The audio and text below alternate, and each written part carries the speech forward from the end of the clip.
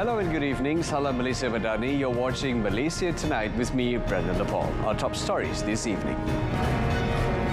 E-wallet financial aid to be expanded to all tertiary students. And also application for teachers recruitment program opens today.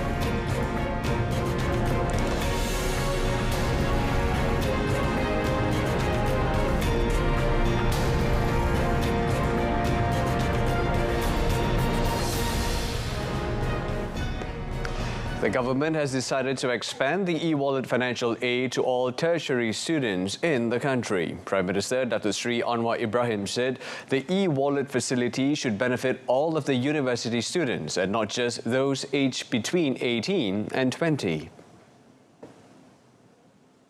Saya akan putuskan supaya e-wallet itu boleh dimanfaatkan oleh semua mahasiswa.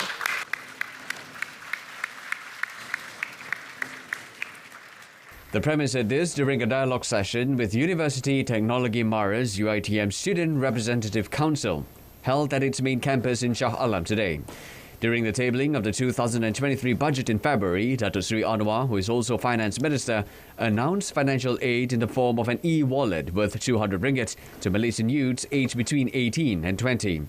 On internet access at the university, the Prime Minister said the issue is included in several immediate plans that will be conducted by the government. Dan oleh kerana ia melibatkan universiti, nanti bersama dengan saudara Menteri Khalid, kita akan adakan beberapa rancangan segera supaya akses internet ini mesti dipenuhi di semua kampus negara kita. I will do that. Okay. In another development, the Prime Minister said the government is willing to consider subsidies for flight tickets for tertiary students flying between Peninsula and Sabah and Sarawak. Datuk Seri Anwar said the government understands the burden faced by the students, especially those who wanted to return to their hometowns. Students ni make sense lah. Mungkin kita kena runding dengan syarikat penerbangan. Kalau ada rekod umpamanya, dia ada sertifikat student, mungkin setahun sekali, maka dia berikan, boleh nanti saya bincang dengan Menteri Pengangkutan Anthony. He added he is aware that this is a problem that plagues the students since not all of them can afford to purchase flight tickets, which could be a burden to them. Application for the position of Grade DG41 Education Service Officer or PPP for 2023 through the Education Service Commission ESC is open from today. Deputy Education Minister Lim Hu Ying said graduates who are interested may apply especially for the 4 critical subjects, namely Design and Technology, Malay Language, English Language and Islamic Education. Semua yang berminat menjadi guru, okey, atau guru sementara pun boleh, atau graduan-graduan yang dari universiti awam boleh memohon dalam melalui website MySPP itu untuk memohon menjadi guru. Kita harap dengan pengambilan ini boleh mengurangkan kekurangan guru di seluruh negara, terutama daripada mata pelajaran tadi. She said the advertisement will be posted for 2 weeks only from today until the 21st of April, and those who have applied before but were unsuccessful may resubmit their application according to the subject options required by the MOE. The MOE was reported to be facing a teacher shortage of about 4.49% or 19,431 due to compulsory retirement, optional retirement, promotion, study leave, leave without pay, resignation and death. The Domestic Trade and Cost of Living Ministry, KPDN, has conducted 3,223 Jualan Rahmah initiatives nationwide involving total sales of 52 million ringgit since January. Deputy Minister Fuzia Saleh said it involves 118 parliamentary constituencies where items were being sold cheaper than the market price with up to 30% discount. Explaining further, Fuzia said the ministry has approved an allocation of 125,000 ringgit for each state constituency to be used for Jualan Rahmah initiative until the end of the year. Jadi kalau kita menggunakan peruntukan itu di atas apa orang kata inisiatif rakan strategik kita. Rakan strategik kita dah bagi diskaun, macam kita tengok dalam Ikon Save ni tadi ada diskaun, ada package rahmah itu atas inisiatif rakan strategik kita. Barang RM70 dijual RM50, barang RM50 dijual RM30 dan ada diskaun-diskaun lagi di dalam harga rahmah. Di atas itu kita tambah lagi dengan yang bajet yang kita subsidi tadi ya. Kita subsidi lagi yang 125,000 satu don tadi. Ya, kita boleh laksanakan mungkin menjelang raya ni 2 minggu sekali dan sebagainya sehinggalah keadaan ekonomi kita agak inilah sampai hujung tahun lah. Fuzia explained that the ministry has cooperated with many supermarket operators to conduct Jualan Rahmah, but the allocation provided will further boost the program across the country, thus reducing the financial burden of the people. She also revealed that many manufacturers have expressed their readiness to implement the Jualan Rahmah initiative, which will be announced in due course. The Retirement Fund Incorporated KWAP said it is on track to achieve its 200 billion ringgit gross fund size target by 2025 despite expectations of various challenges in 2023. KWAP has current gross fund size amounted to more than 175 billion ringgit. KWAP's Chief Investment Officer Hazman Hilmi Salahuddin said the retirement fund will remain aggressive in its investment deployment this year. So there are challenges, but we are, I suppose, cautiously optimistic for this year. Anyways, if I can add also, because we are currently 80% exposed in Malaysia and Asia, the Malaysian market is quite resilient, so we are quite grateful for that. But having said that, moving forward in the long run, we do foresee that there's a need for us to diversify the portfolio to have more foreign exposure.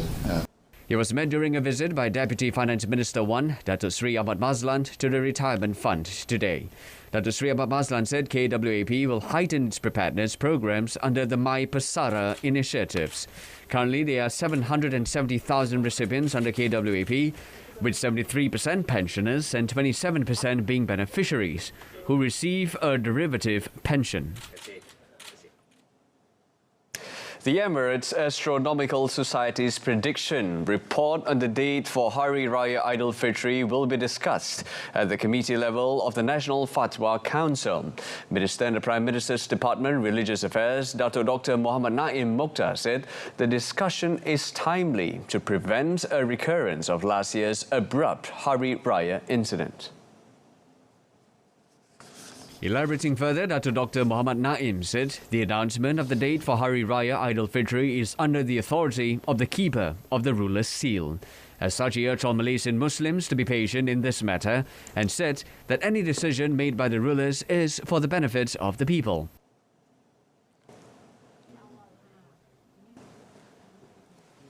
Di mana yang sebut kuasa itu di bawah apa itu penyimpan buku besar-besar itu. So jadi saya rasa kita kena tunggulah. Dan ini kita akan bincangkan di peringkat Jabatan Fatwa apa dan sebagainya. Cuma saya dah seboleh-bolehnya kita nak mengelakkan apa yang berlaku pada tahun lepas tu tidak berulang supaya tidak terkejut. Yang tu yang hasrat kita semualah. Saya tak mau preempt dan kita serahkan kepada kuasa inilah penyimpan buku besar untuk menentukan. Previously, it was reported that the Emirates Astronomical Society had calculated that Hari Raya Idul Fitri would fall on 21st April in the United Arab Emirates. In other news, the unit price index of steel rose 0.9% in March 2023 from 1.5% in February in tandem with the increasing trend of iron ore and steel prices at the global level.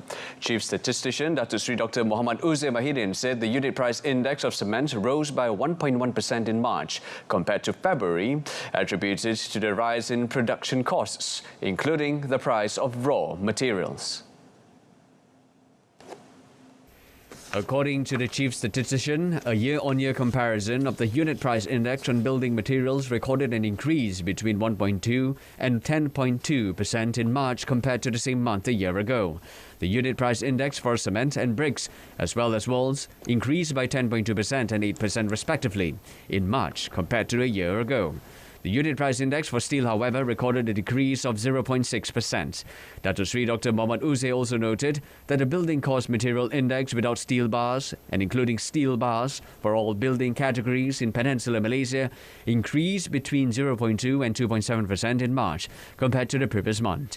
The index without steel bars and including steel bars for Sabah recorded a slower increase for almost all construction categories, between 0.1 and 0.5% in March this year compared to the previous month.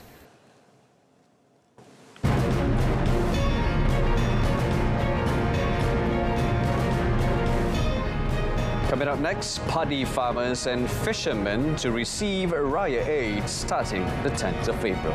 Stay with us. The one-off Aidilfitri 2023 special financial assistance of 200 ringgit will be channeled to 240,000 paddy farmers and 38,500 fishermen starting this Monday. Now, the payment will be made through the designated agencies, which are the Farmers Organisation Authority, the Muda Agricultural Development Authority and the Kemubu Agricultural Development Authority for paddy farmers.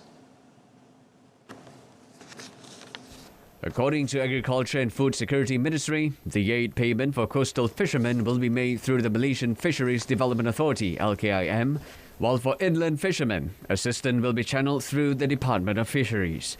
Eligible farmers are those who are involved in rice planting activities in 2022 and are registered with government-appointed agencies and are subject to specific conditions set by the Rice Industry Development Division.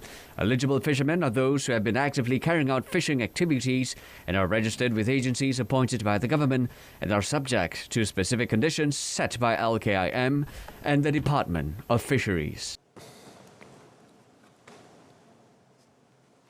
Now, road users, especially those returning to Kelantan for Aidilfitri, are advised to use the alternative routes to avoid congestion on the Gua Musang route. Kelantan Police Chief Datuk Muhammad Zaki Harun said the public can opt to use East Coast Expressway, LPT, or the West East Expressway.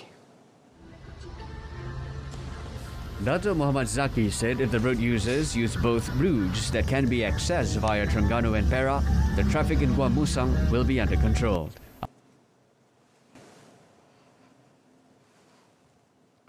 Dengan ada dua laluan ini, saya rasa keadaan kesilakan di Pemusang dapat dikawal.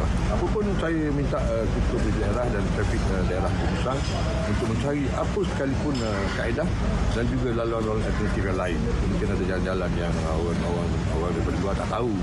Kita orang tempat tadi tahu, jadi kita letakkan sign-sign yang cukup supaya dapat melicikkan lagi jalan. Datuk Muhammad Zaki further noted that following the road closure for the purpose of installing bridge piers for Lingkaran Tengah Utama Expressway Package 3B and 3C, the Gua Musang Police are studying two alternative roads from Kuala Lumpur, Kota Baru, Kuala Lumpur to reduce congestion. He hoped that road users would be patient with the construction work currently being carried out. He also said the police are ready to deal with increased traffic expected within 2 to 3 days before Hari Raya. And in other news, stern action awaits a policeman who was arrested on suspicion of smuggling fireworks and firecrackers in Machang, Kelantan last Tuesday. Inspector General of Police Tan Sri Akril Sani Abdullah Sani said besides facing legal action, the policeman will also face internal action for using the police vehicle outside of duty hours to carry out illegal activities. In a statement today, he said PDRM would not compromise and will take strict action if there is evidence that its personnel are involved in criminal activities. Last Tuesday, the policeman and his friend were arrested after they were caught with various types of firecrackers and fireworks worth 25,000 ringgit in a police vehicle. Both suspects, aged 32 and 35, have been remanded for 4 days until tomorrow under Section 8 of the Explosives Act 1957. Tan Sri Akril Sani also urged the community to provide authentic information for police to take action against any wrongdoing or crime.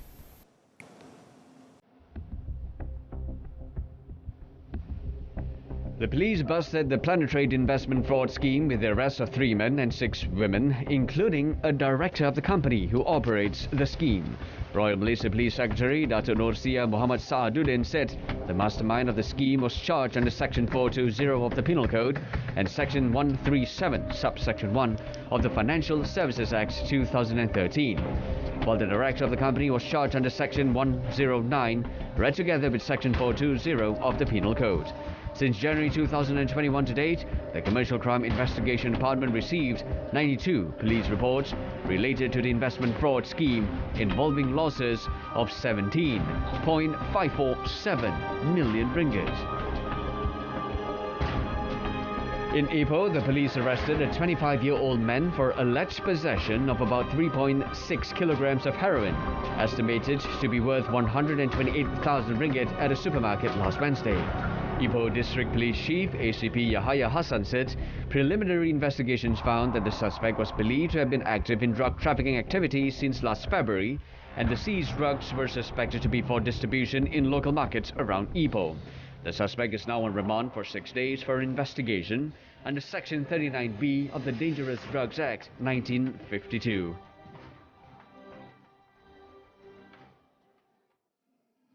The Kuala Lumpur Sessions Court today orders actress Amelia Henderson to pay more than 200,000 ringgit in compensation to Aida Production Sendirian Berhad for breaching a drama series contract last year. Judge Zulkarnain Hassan also ordered the actress to issue a public apology to Dato' Aida, whose real name is Zaidah Awang, within the next 7 days, and to take down videos containing elements of defamation towards the production company, which were posted on her Instagram page last year. Amelia was also ordered to return a first payment of 3,920 ringgit to the company, with added 5% interest, pay 90,000 ringgit in general compensation, and repay the total reduction costs of 101,325 ringgit with 5% interest to the company, as well as 18,000 ringgit in costs. Zulkarnain, in delivering his judgment this morning, said the court found that the 28-year-old actress, as the defendant in the suit, was bound by the signed contract and that rejecting its terms were no longer an option after the document was signed. Kecemasan, boleh saya bantu? Hello, there's been a motorcycle accident here. Maybe an elephant ran it over. Sir, there is fire accident at the address number 5 Jalan Tembikar Shah Alam. PGO from FRT Shah Alam, there was no fire accident here. Over.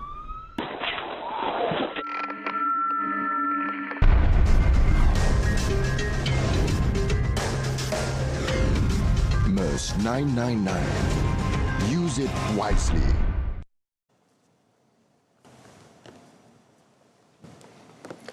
And that wraps up Malaysia Tonight. A reminder of our top story, e-wallet financial aid to be expanded to all tertiary students. Now, before we go, we leave you with the visuals of Easter excitement for animals at the London Zoo. I'm Brendan Paul. Stay tuned to Berita RTM and have a pleasant evening. Take care.